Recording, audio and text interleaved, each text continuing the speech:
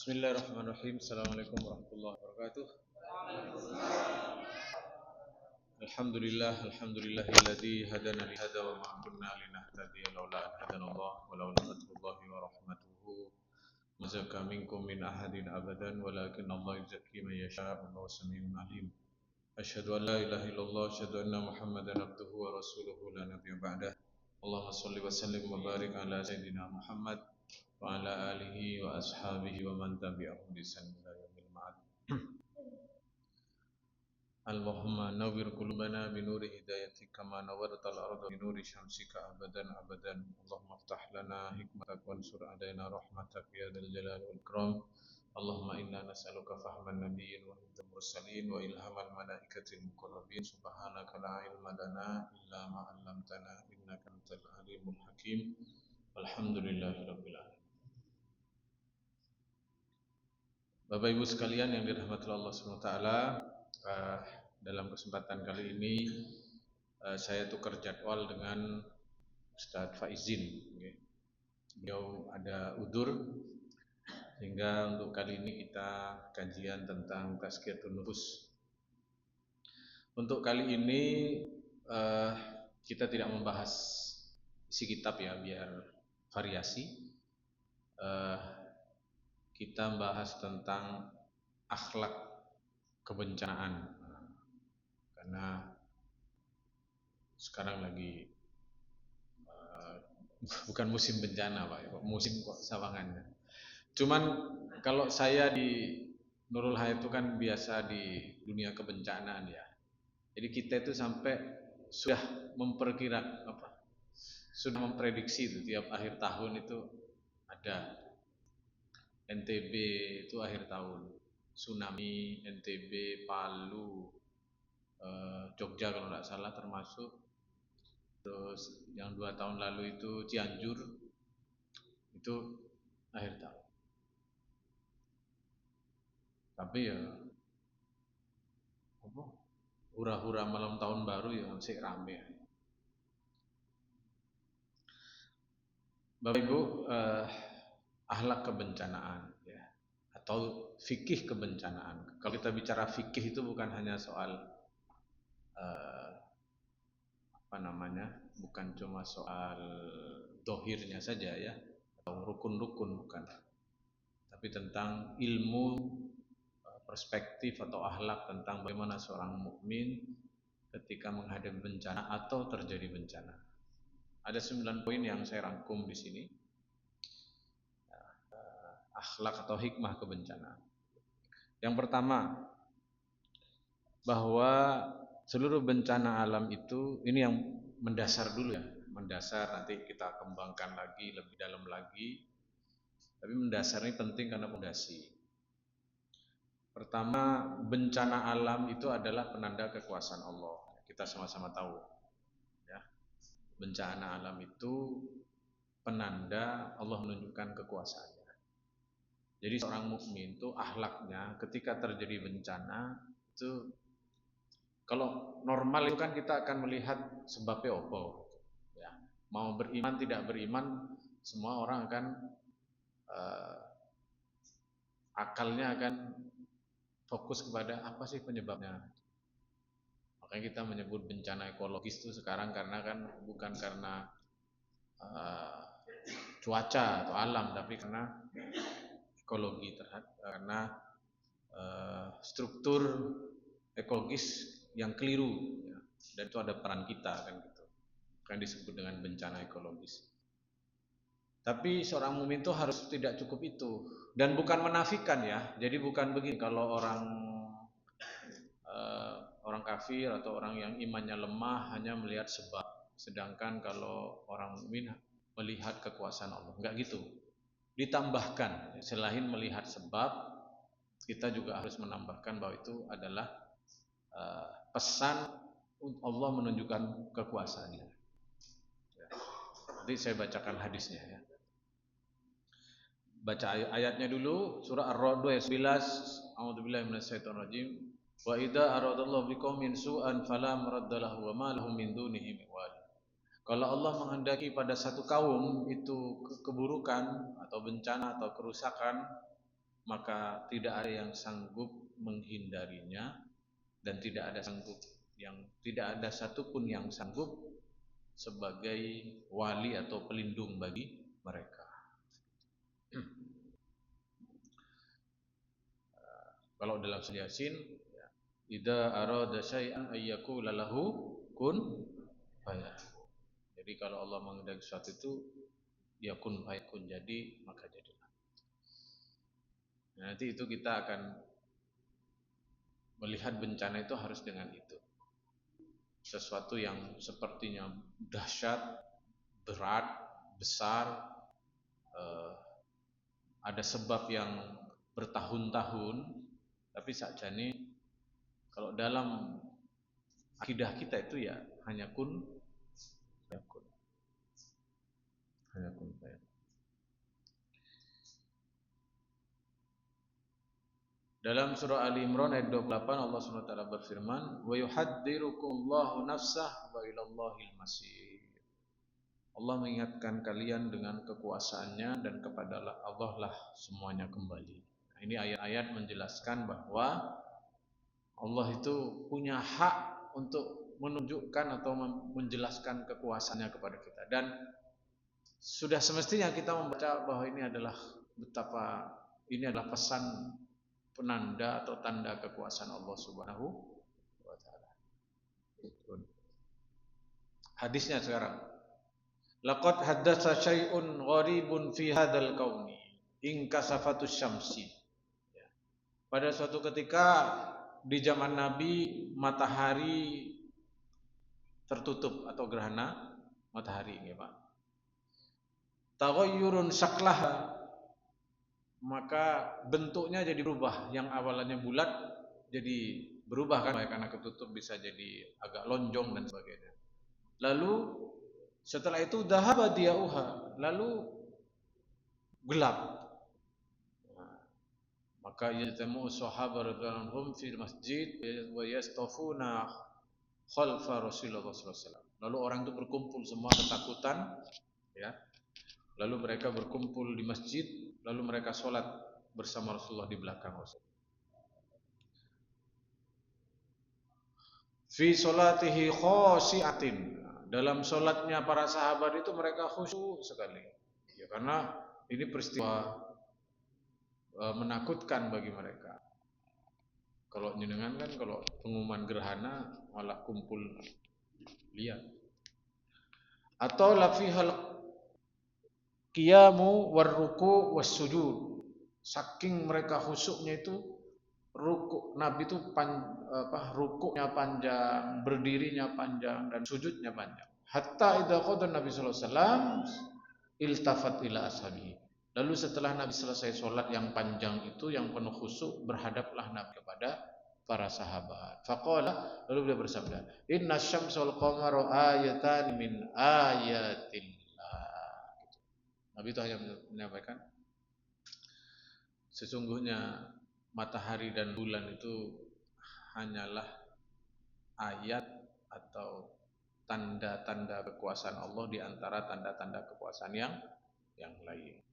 Nah, ini dalil bahwa peristiwa-peristiwa kosmis atau peristiwa-peristiwa yang tidak normal di semesta ini, kalau kembali ke hadis Nabi, ini adalah ayatan min ayatillah, ayat-ayat tanda-tanda dari sekian kekuasaan Allah. Maka selayaknya dengan membacanya itu sebagai tanda kekuasaan Allah. Lalu Nabi bersabda, la yang kasifani limauti ahdin, tidak ada hubungannya dengan kematian di antara kalian. Jadi di zaman Nabi itu ada keyakinan, ada takhayul bahwa kalau ada gerhana matahari itu ada orang penting mati. Dan kita sering ada gitu-gitu Pak ya. Nopo berarti apa? Kalau di Madura itu kalau ada hujan tapi terang, enggak mendung, itu ada orang carok, kata orang Madura. Iya Pak. Oh, ini ada orang carok ini. Karena mungkin pernah kejadian Ada orang carok pas lagi hujan terang, iya gitu Pak. Akhirnya terus jadi kepercayaan. Ini ada orang carok. Lah Nabi tidak ada hubungannya dengan kematian kalian. Itu hanya penanda Allah. Nah itu Pak.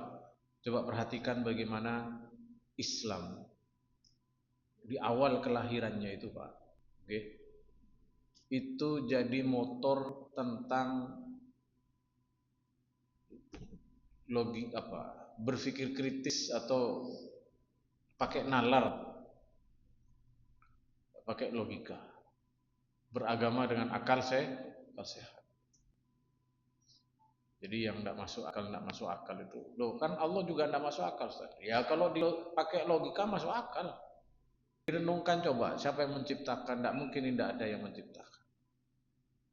Terus gimana tiba-tiba? Begitu sempurnanya begini teratur. Nah, ya. Mesti logika. Yang tidak bisa dilogika itu adalah apa hubungannya matahari terbenam, gerhana matahari dengan orang mati.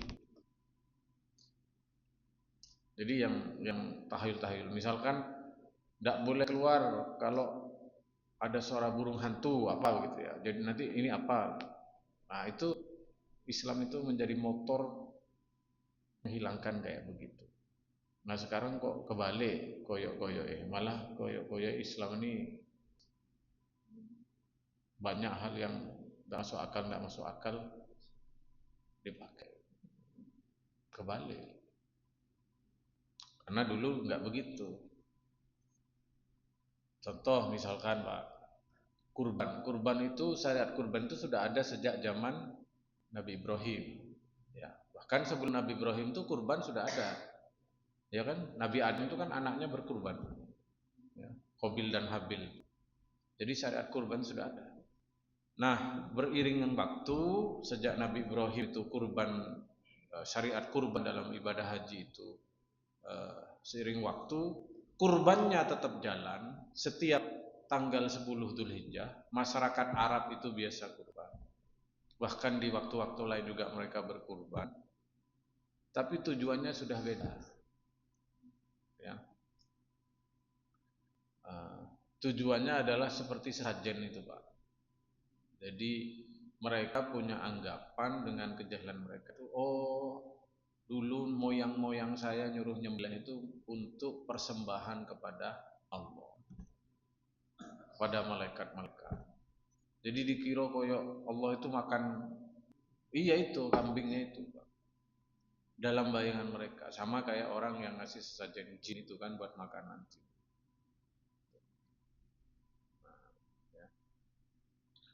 Maka kemudian Al-Quran turun, la yanalallaha luhumuha wala dima'uha walaki yanalut taqwa minkum. Daging sama darah yang kalian sembelih itu tidak ada yang sampai ke Allah sama sekali. Apa? Tidak masuk akal. Yang sampai kepada Allah saat kalian itu berkurban itu adalah ketakwaan kalian. Ketakwaan apa maksudnya? Yaitu ketika Allah nyuruh nyembelih kambing, tahu tujuannya itu adalah untuk mengikis kecintaan pada dunia, yaitu punya kambing di eman-eman ya, dunyo ya, oh dibagikan, dagingnya dibagikan. Ada karena nurut kepada perintah Allah. Itu yang sampai. Nurutnya itu loh yang nyampe. Syariat itu Bapak Ibu ya dihargai oleh Allah itu bukan karena buah dari syariatnya, tapi karena nurutnya. Contoh babi itu. Babi itu haram kenapa? Hah? Kenapa Pak? Bukan karena ada cacingnya penyakit, bukan. Ya karena tidak boleh. Terus apa kok tidak boleh? Kan enak tat. Ya tidak boleh. Nah saatnya dengan itu wis nurut, ya wis lah masih enak, enggak oleh apa ya apa maneh gitu. Nah itulah yang takwanya itu di situ, nurutnya itu. Nurutnya itu yang dihargai Pak. Ya. Besok kalau sayang tidak ada ya. Besok kalau ada wahyu versi revisi babi boleh, ya boleh Pak. Kan tidak mungkin ada, ya sudah tidak ada, wahyu sudah tidak ada. Jadi syariat itu ditaati bukan karena dampaknya apa, bukan, karena disuruh. Karena disuruh, itu aja. Nah, itulah takwa. La yanallahu luhumuha wala dima'uha walakin taqwa. Tidak akan sampai darah, karena kebiasaan orang Arab tuh Pak, kalau kurban dulu itu setelah nyembelih itu darahnya itu dipoles-poles ke dinding-dinding Ka'bah itu. Ya, begitu. Koyok gimana gitu ya. Kayak sesajen sapi larung gitu ya, dilempar ke laut. Ya, ketika dikritisi dijawab lagi, ngeles lagi. Itu kan buat makanan ikan. Panganan ikan ku pelet bukan daging. Daging ku panganan awak dhewe enak ya, dibakar ya, dipanggang. Ikan tuh kasih pelet cukup. Ya, coba. Jadi agama itu, Islam itu ini agama logis.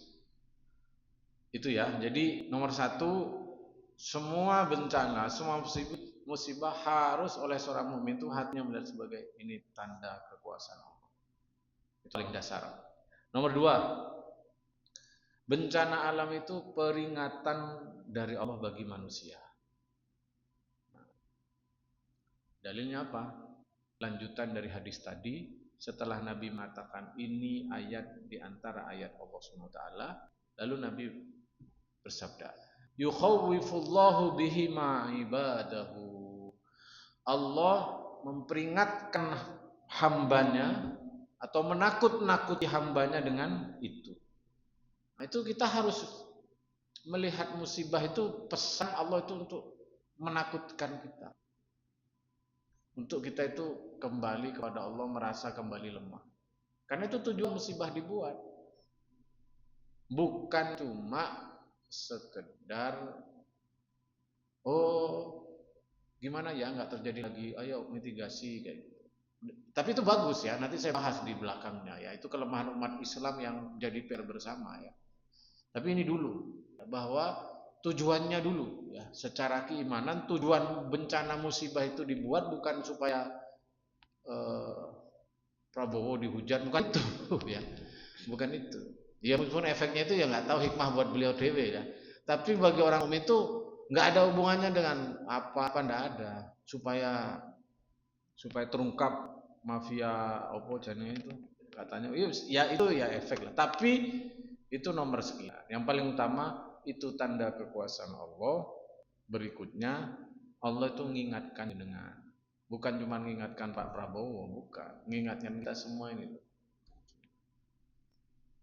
Itu nomor dua. Coba perhatikan, di saat gerhana itu Nabi bersabda, ya ummat Muhammad, wallahi ma min ahadin aghyaru minallahi ayyasniya abdahu. Wahai umatnya Muhammad, tidak ada yang membuat Allah lebih cemburu pada kalian melebihi ketika kalian itu berzina. Tidak ada yang membuat Allah itu digemes sama kalian itu melebihi saat kalian itu berzina. Ada wanita yang halal kok malah milih yang haram.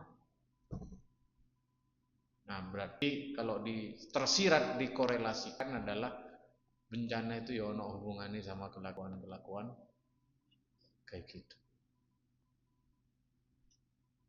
Wallahi kata Nabi, ya umat Muhammad, lau ta'lamuna ma a'lamu la dhahiktum qalilan wa la bakitum katsir. Wahai umat Muhammad, seandainya kalian tahu apa yang aku ketahui, niscaya kalian itu akan banyak ketawa dan akan banyak menangis. Seakan-akan Nabi itu ingin mengatakan, kalau cuma gerhana matahari atau peristiwa-peristiwa alam semesta ini, mungkin kalian lolos yang disebabkan oleh tingkah laku kalian. Mungkin kalian tidak termasuk yang kena, hanya nonton di TV dan sebagainya. Tapi nanti di akhirat tidak ada yang lolos. Saya, kalau sekarang kalian lihat bencana alam atau mengalami bencana sekalipun, kalian masih bisa ketawa. Ujian dunia ini masih tidak ada apa-apanya. Yang meninggal sudah tidak merasakan sakit, betul tidak Pak ya? Yang masih hidup masih ada nikmat-nikmat meskipun kecil. Tapi kalau balasan asli dari Allah nanti di akhirat, Itu tidak sahur. Nah, Nabi mengingatkan itu di saat terjadi peristiwa gerhana. Ya. Peristiwa gerhana itu mewakili tentang kejadian fenomena alam termasuk bencana alam. Kita itu di hadisnya.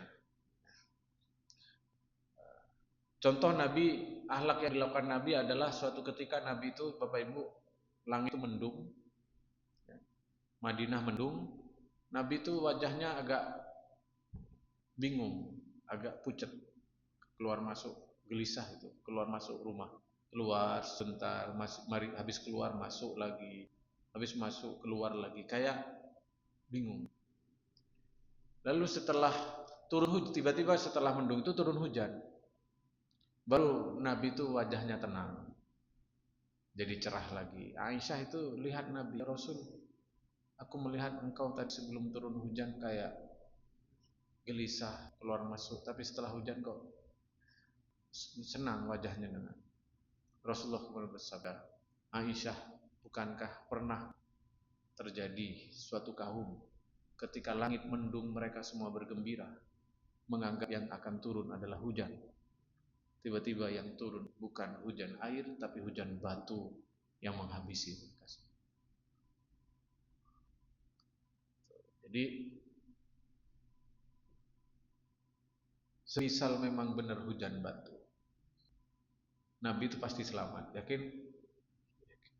Kalaupun karena nabi-nabi sebelumnya itu diselamatkan oleh Allah.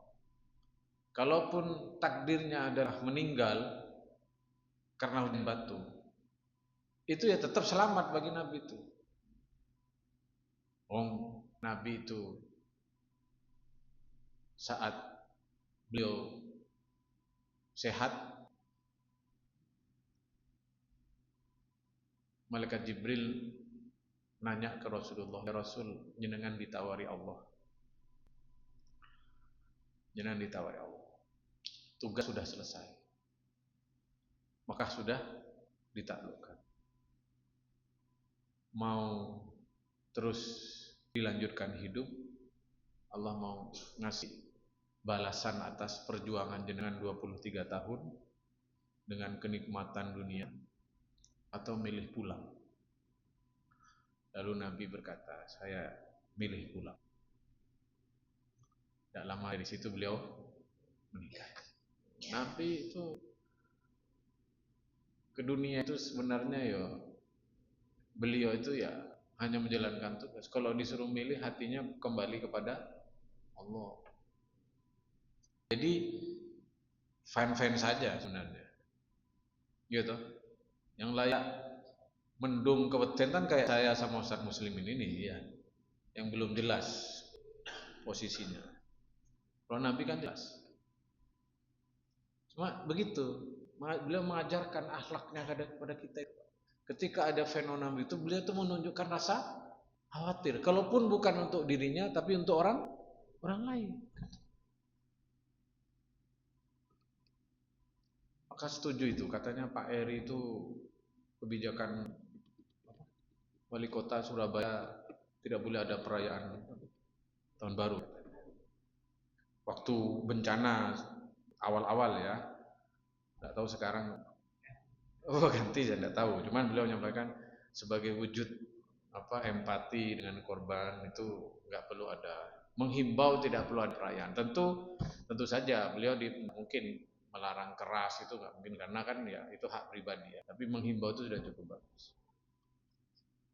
Menghimbau untuk tidak dan lebih empati. Itu pernah kita lakukan pada saat tsunami 2004 ya.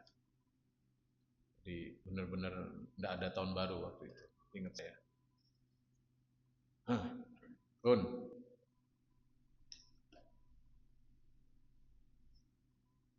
Peringatan ya. Nomor 3. Nomor 2 itu dulu saya pertegas ya. Nah, maka Bapak Ibu, kalau ada kiai, ada ulama, terus menyampaikan bencana ini peringatan buat kita semua atas dosa-dosa kita, itu Zaman sekarang itu Pak ya, itu malah dicatu Pak. Ustadz enggak punya empati, orang kesusahan kok dituduh banyak dosa. Saya pernah itu, Ustadz Abdul Somad itu pernah, Ustadz Khalid Salamah itu beliau pernah membahas soal tsunami ya di majlisnya, tapi karena di syuting orang yang di majlisnya ya oke-oke aja karena konteksnya kan pengajian loh Pak. Syuting di upload udah tidak punya empati dan sebagainya, orang dituduh dosa dan apa orang kok sudah nggak bantu malah disakiti hatinya dengan dianggap pelaku dosa dan padahal ya memang harus gitu kita ini. Ya memang kan tugasnya masing-masing gitu toh Pak, betul ya? Tugasnya ulama menyampaikan sesuai keilmuannya. Kalau ulama suruh menyampaikan data statistik jumlah korban lah kepala BNPB itu namanya ya. Kalau ulama suruh menyampaikan bantuan sudah sampai, nah itulah tugasnya pemerintah, Mensos itu. Sudah sendiri-sendiri yang bahas soal dari sudut pandang agama, ya monggo. Malah keliru, ya, malah keliru memang petugas BNPB terus isinya ceramah tausiah agama juga keliru, Pak. Ya, sudah punya tugasnya masing-masing. Tapi berat hari ini tuh, Pak. Makanya kalau di syuting jangan diputus, diupload ke medsos. Padahal loh Pak ya, padahal loh ya, ustadz atau ulama yang dia betul-betul mengamalkan ucapannya itu dalam kemanusiaan, mereka orang yang termasuk yang paling cepat untuk peduli. Karena dorongannya itu, motifnya itu motif Allah sudah, motif akhirat itu.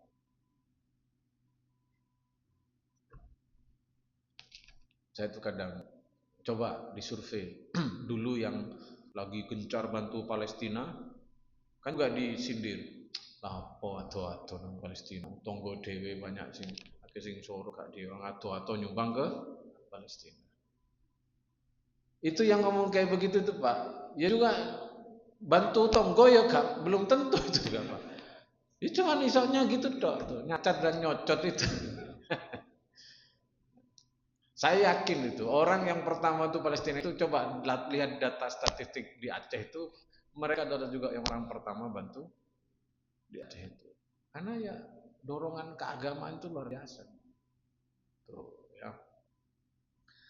Nomor 2, nomor 3 sekarang bencana ya itu sekarang masih hati ya belum perilaku masih sikap cara menyikap bencana itu apa nanti setelah sikapnya beres ditoto hatinya baru perilaku.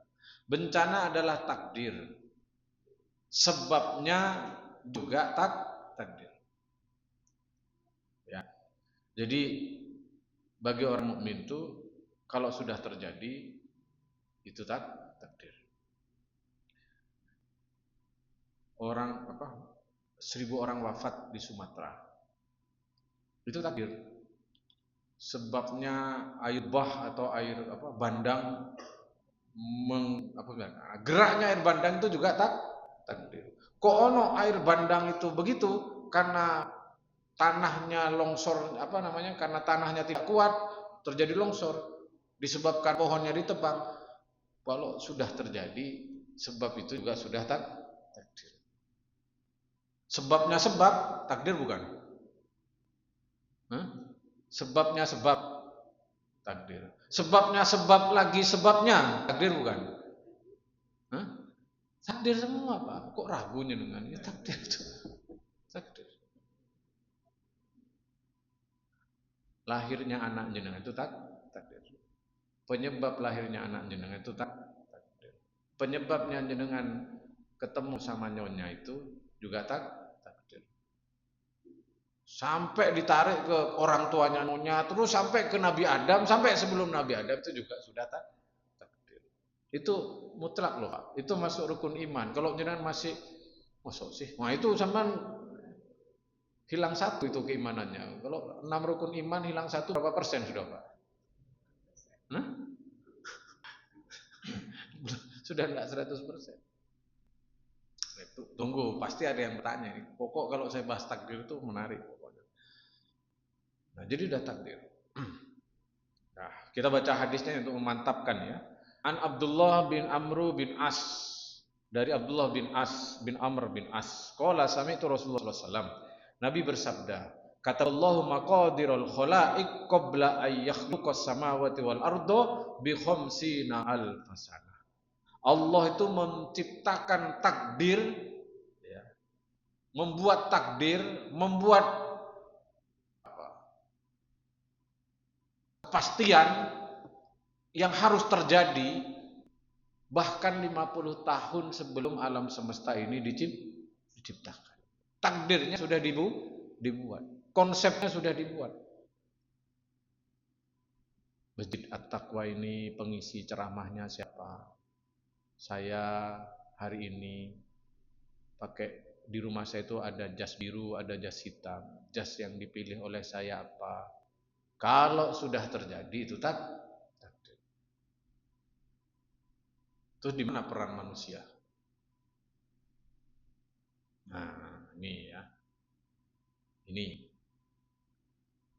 Bapak Ibu sekalian, dalam kehendaknya, kehendak itu artinya irodah ya.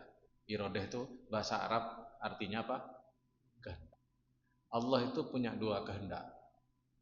Pertama, irodah kauniyah. Yang kedua, irodah syar'iyah. Yang pertama adalah kehendak penciptaan atau kejadian. Nah, ini termasuk yang terjadi hari ini itu semua ada dalam kehendak Allah. Tidak ada yang luput. Saya kasih contoh. Saya kasih penguatan logika. Bapak Ibu, saya ingin tanya. Jumlah penduduk neraka itu kira-kira Allah tahu nggak? Nanti penduduk neraka itu jumlahnya berapa, siapa saja. Sekarang ini Allah tahu nggak? Yakin? Yakin ya? Karena Allah Maha tahu ya. Tidak mungkin Allah tidak tahu. Ya. Nah, Anda tahu enggak konsekuensi ketika Anda meyakini bahwa pasti pengetahuan Allah tentang jumlah penduduk neraka itu tidak akan meleset, tidak akan berubah. Konsekuensinya adalah harus semua manusia di sini ini ada dalam penguasaan mutlak Allah dan tidak boleh ada selain Allah yang punya kekuasaan. Setuju? Oke. Saya kasih contoh. Ustaz muslimin atau orang tua Ustaz muslimin. Sampean kan anakku. Nggih. Berarti nurut ya? Nggih. Enggak boleh lawan ya? Nggih. Kamu besok pulang kampung. Jangan Surabaya besok pulang kampung. Pertanyaan saya, Anda yakin enggak Ustaz muslim itu besok pulang? Belum. Kenapa? Karena beliau punya kuasa. Meskipun ya saya anak jenengan, saya nurut, saya dikasih sangu, wis kasih sangu, ditransferi semuanya, mobil disewakan. Yakin enggak beliau akan sudah disiap, wis gak usah mikir apa-apa, tak cepat mobil, kabeh sampean kamu tinggal siap berangkat. Sudah semua sopir sudah ada. Yakin enggak pasti berangkat? Pasti 100% beliau pulang. Tidak yakin. Kenapa? Karena beliau masih punya kuasa. Nah, untuk memastikan sifat Allah yang tahu jumlah isi neraka, ya, maka syaratnya tidak boleh ada kuasa selain Allah. Paham ya Pak ya? Sekali saja ada pihak yang di luar kuasanya Allah, statistik neraka itu bisa berubah loh Pak. Betul nggak? Ini bisa berubah. Misalkan ya, saya bebas memutuskan diri saya sendiri. Dalam pengetahuan Allah itu saya masuk surga misalnya. Jangan masuk neraka lah ya. Ganti. Orang yang lain saja, jangan saya. Lah terus saya tidak dalam penguasaan Allah. Padahal Allah tahu menurut kita bahwa saya ini di surga atau neraka, Allah tahu. Terus saya punya pilihan yang di luar kekuasaan Allah karena saya punya kuasa sendiri. Bisa berubah statistik posisi saya itu di surga atau neraka. Ya. Itu jadi mutlaknya pengetahuan Allah berkonsekuensi semua ini harus ada dalam kuasanya Allah. Gitu. Nah, itu tadi saya menjelaskan iradah kauniyah. Ya, jadi kehendak terhadap realitas yang harus terjadi. Itu tidak ada yang punya kuasa sedikit. Hakikatnya. Nah, yang kedua ada iradah syariah. Ketika dengan kosong hati itu mantep, ya semua yang ngatur Allah. Apa saya harus diam? Maka barulah, jadi setelah isi, ya kalau orang, jadi kayak kalau kita itu mau ada rumah kotor, tahap yang harus dilakukan itu diisi apa dibersihkan dulu, Pak? Hah? Apa sampai langsung isi atau isi kembali baru diisi? Sama begitu. Iman kita itu dibersihkan dulu, ya, kepasrahan, akidah kita sudah benar bahwa semua dalam takdir Allah, habis itu diisi. Yaitu apa? Ada iradah syar'i. Ada perintah yang Allah tetap. Ada kehendak untuk memberi perintah kepada jenengan. Perintah apa? Yaitu suruh kerja, suruh nyari rezeki, ya. Suruh, pokoknya perintah-perintah itu. Wa idza qudiyatus sholatu fantasiru fil ard. Kalau kamu sudah selesai sholat, ojo menentok nang masjid, keluar dari masjid, cari rezeki Allah. Nah, setelah beres akidahnya, terus ya opo mosok meneng. Nah, maka muncul perintah syariat, suruh doa. Kalau kamu jatuh pada maksiat, iyo memang lek wis dadi ku ya takdir. Tapi disusul perintah syariatnya. Kalau habis maksiat, perintah syariatnya apa? Tobat. Ya tobat toh. Manfaatnya apa? Akhirnya ketika kita itu bergerak, beraktivitas, yang membedakan kita dengan hewan, yang dia itu akalnya hanya bekerja dengan menjauh dan mendekat. Nek kak ngene, aku kak ngene. Kan kalau hewan tuh, Pak. Kalau saya tidak memangsa, saya dimangsa. Kalau saya tidak lari, saya dimangsa. Dia hanya membedakan kita dengan hewan atau dengan orang kafir sekalipun. Itu adalah geraknya dengan itu bukan semata karena hitung-hitungan akal, tapi karena disuruh oleh Allah. Kalau jenengan bergerak murni karena disuruh oleh Allah, jadi ibadah bukan? Halo? Kalau jenengan nyari rezeki itu dalam konteks karena disuruh oleh Allah, jadi ibadah atau bukan? Jadi ibadah. Nah itu tujuannya kenapa Allah itu mendeklarasikan tentang meyakinkan kita bahwa semua sudah diatur, tapi satu sisi Allah barengi dengan Allah berikan perintah-perintah syariah. Jadi tidak bisa ngeles itu orang yang takdir. Nek iya masuk kak, nek kak masuk iya. Iya sih, benar itu. Cuman masih koma itu. Anda masih tahap meyakini kauniyahnya. Bahkan cenderung, ya, ketika itu orang itu meyakin berlindung di balik takdir dan kelihatan betul itu dia tidak berikhtiar sungguh-sungguh menjalankan perintah Allah, justru Al-Quran itu menyinggung itu tanda-tanda orang kafir. Dalam surah Yasin, wa idza qila lahum anfiqu mimma razaqakumullah, ya, qala alladziina kafaru lil ladziina aamanu anut'imu man law yasha'allahu. Ketika diperintah kepada orang-orang itu maksudnya siapa? Orang kafir. Coba perhatikan perilakunya ini. Secara omongan benar, Pak, masuk akal ini. Kata orang kafir, ketika diperintah ke mereka, ayo infakkanlah sebagian hartamu untuk saudaramu yang kekurangan itu. Orang-orang kafir itu berkata, buat apa saya ngasih sodako? Kalau Allah mau mengkayakan dia lah kaya sih. Pertanyaan saya, masuk akal nggak ini? Bener enggak ini? Secara omongan bener enggak, Pak? Bener no. Kalau Allah mau kaya kan ya gak perlu kita ewangi kan gitu ya. Lapo tak sedekah tak tulung. Mulai wis iso Allah kendak dia ngadeg sugih ya sugih kok. Lapo tak ewangi. Secara akal, secara omongan ada benarnya. Tapi kan tidak begitu. Allah sudah nyuruh infak, tapi justru malah dia berlindung di balik akidah takdir tadi. Itu juga salah. Makanya Bapak Ibu, ya, keyakinan terhadap takdir itu seperti pisau bermata dua. Satu sangat bermanfaat. Apa yang membuat seseorang itu tegar dalam hidup kecuali meyakini bahwa semua ini sudah diatur.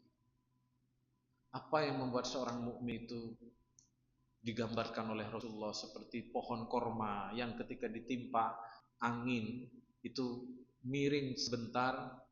Kalau ditimpa ujian ya roto oleng ya mestilah ya, kita kan bukan malaikat Pak ya. Ya kan kalau akhir bulan rekening kosong ya roto oleng juga kan. Ya, roto oleng tapi cepat kembali, cepat teger, cepat ini apa? Ya keyakinan terhadap semua ini sudah diatur, tidak ada yang kebetulan. Kenapa saya yang rajin olahraga, orang itu yang enak-enakan kok malah sing loro aku? Ya sing nggak tahu olahraga kok sehat seger kok iku. Kenapa kok dia yang lebih sepuh, yo sik hidup, ini yang sehat-sehat kok yang meninggal? Yang menyebabkan kemudian kita ini sudah diatur. Satu sisi keyakinan terhadap takdir memberi ketenangan ke dalam. Tapi kalau tidak hati-hati, sisi yang lain itu yaitu tadi membuat kita itu tidak terlalu serius soal ikhtiar. Dan itu terjadi.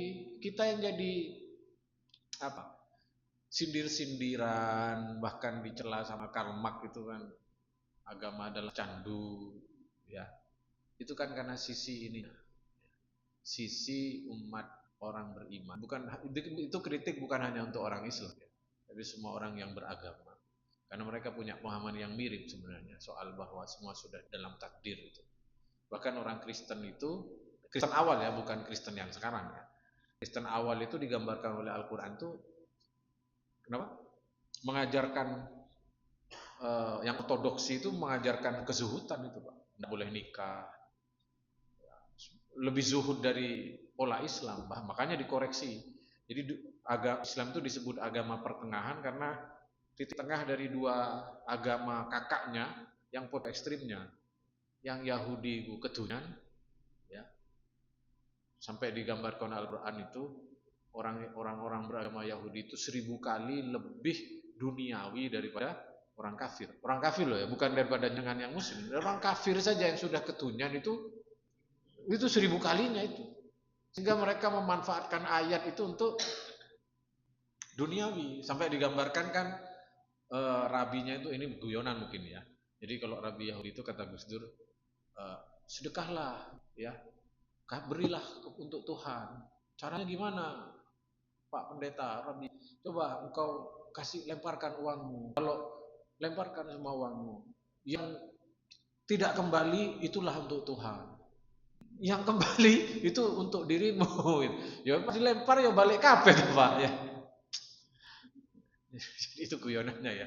Jadi bersedekah untuk Tuhan itu, Tuhan ini untukmu, dilempar langit Pak. Ya. Kalau engkau sudah tidak berkenan kembalikan ke saya, turun lagi. Itu guyonan Yahudi. Sisi satunya itu Nasrani itu kebalikannya, menetapi kerahipan itu. Ya, tidak boleh duniawi ini neraka juga itu. Nah, Bapak Ibu sekalian, Islam itu hadir tengah-tengah, umatan wasaton tuh gitu. Umat pertengahan tuh begitu ya. Jadi dunia ya monggo ya, akhirat ya monggo. Pun. Jadi sehingga satu sisi ya keyakinan pada takdir yang positif itu adalah membuat hati tenang, yakin pada Allah ya, yakin pada janji Allah. Yang kedua, satu posisi hati-hati kalau tidak berhati-hati, kalau dipahami keliru, jadi kita tidak antusias dalam berikhtiar. Padahal ayatnya, hadisnya sangat banyak Pak ya. Bacakan ya tentang celaan terhadap orang yang tidak melakukan perencanaan mitigasi resiko itu. Allah SWT berfirman dalam surat Taubah ayat 126, awala yarawna annahum yuftanuna fi kulli amin marratan aw marrataini thumma la yatubuna wala hum yattaqun. Apakah mereka tidak memberi perhatian, mengamati? Mengamati itu maknanya banyak ya, enggak cuma lihat begitu pemandangan, bukan, tapi diperhatikan, dianalisa. Annahum yaftanuna fi kulli amin marratan aw marratain. Apakah mereka tidak melihat kejadian-kejadian sebelumnya, ya, di sekian tahun yang sebelumnya, kejadian-kejadian bencana, azab Allah dan sebagainya itu tidak diambil pelajaran oleh mereka. Jadi perintah untuk melakukan mitigasi, dan itu kita harus malu Pak ya. Di kemarin bencana bencana Sumatera itu, bersama dengan itu kan terjadi gempa Jepang 7,2 skala Richter. Itu besar sekali loh Pak. Kalau saya lihat videonya itu, saya pernah di NTB itu, tidak seberapa. Guncangannya itu luar biasa Pak. Tapi data laporannya saya lihat di berita, saya cari berapa yang meninggal itu, yang saya baca tidak ada Pak, hanya luka-luka. Dan kalau saya lihat videonya itu, orang video lagi di mall, tidak ada orang yang keluar dari mall, coba Pak. Saya waktu di kantor itu kapan hari Surabaya agak gocang karena di Probolinggo itu agak lindu dikit Surabaya Pak. Itu karyawan semua keluar semua dari gedung itu. Dan tidak balik-balik. Itu orang Jepang tuh di dalam gedung itu tetap hanya nunduk aja. Sampai rak-rak jatuh itu mereka diam aja. Yakin dengan struktur itu. Karena mereka berarti kan mitigasi soal struktur bangunan yang ramah gempa, dan itu sudah disiapkan. Gitu. Nah kita itu harusnya nggak boleh hanya gara-gara percaya takdir terus nggak serius soal itu tuh nggak boleh. Nah, di NTB itu gempanya kan cuma 6, sekian, di bawah 7 Pak ya, tapi roboh semua itu. Bukan karena gempanya yang strukturnya yang sembarangan. Ya mohon maaf kayak kejadian di Pondok Al-Khazini itu. Oke lah ya, oke lah karena ketidaktahuan. Tapi nggak boleh terjadi lagi. Harus jadi pelajaran. Kalau sampai terjadi lagi itu, Allah berfirman dalam Al-Quran. Di dalam Al-Quran itu Allah berfirman, wala taqfu ma laysa laka bi'ilmun inna sam'a wal basara wal fu'ada kullu ulaika kana anhu mas'ula. Jangan sekali-kali kamu melakukan sebuah urusan tanpa ilmu, coba. Karena nanti pikiranmu, matamu, telingamu, hatimu itu akan dimintai pertanggungjawaban oleh Allah Subhanahu wa taala. Ahli baca kitab itu lulusan IAIN. Tapi kalau urusan bangunan jangan serahkan ke lulusan IAIN. Ya, ono lulusan ITS itu yang ahli. Nah, ya. Hadisnya apa saja mitigasi? Nabi perang Uhud. Ya, Pak ya. Dalam perang Uhud Nabi sallallahu alaihi wasallam, anna Rasulullah sallallahu alaihi wasallam labisa dir'aini yauma Uhudin. Nabi itu ketika mau perang Uhud, beliau itu ngerangkep baju besinya itu 2. Dan itu yang menjadi penyelamat beliau akhirnya. Ya Pak, Nabi itu sempat kena tebasan itu. Bahkan pipi beliau, bukan hanya badan ya. Wajah beliau itu kena hantaman pedang, Pak. Coba, wajah dihantam sama pedang. Tapi selamat. Karena Nabi pakai ini apa? Helm yang ada rantainya itu, sampai rantainya itu patah semua sampai ada yang masuk pipi beliau. Nah, Nabi selamat dari pedang itu takdir. Tapi sebabnya juga takdir. Dan lihat Nabi itu menjalankan apa namanya saya sebut tadi, iradah syar'iyah, perintah untuk bersiap siaga, perintah untuk mitigasi, perintah untuk merencanakan, dilakukan oleh Nabi. Sudah ada ya? Oke. Sampai 5. Seminggu depan lah.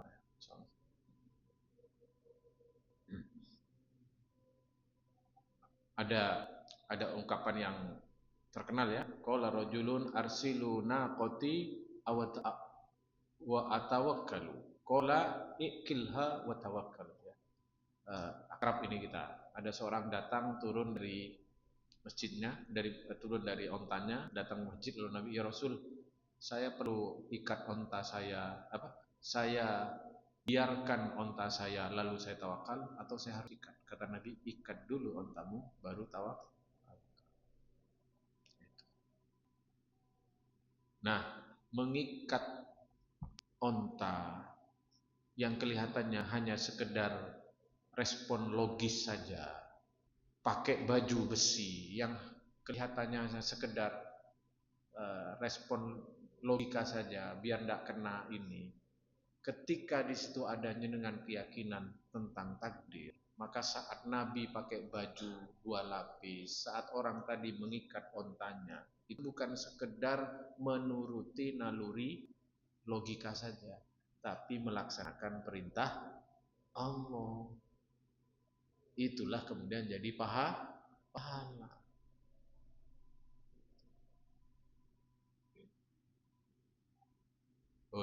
Saya kira itu Bapak Ibu. Ini satu penting, boleh saya tambahkan dikit. Nomor 6. Nomor 6, ini penting buat jenengan. Sohibul musibah. Orang yang terkena musibah, dia diazab atau diuji? Nah, ini kan sering pertanyaan nih Pak ya. Ibu ya, ini azab apa ujian? Nah, saya jelaskan. Azab itu terjadi dalam 2 keadaan saja. Jenengan coba cek masuk enggak ini. 1, di neraka. Itu jelas azab.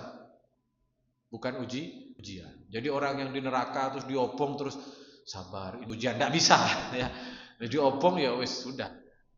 Itu di neraka. Nomor 2, di dunia bagi orang kafir. Itu pasti azab. Nah, kalau jenengan tidak ada dalam 2 keadaan ini, berarti ada di kelompok berikutnya, yaitu ujian.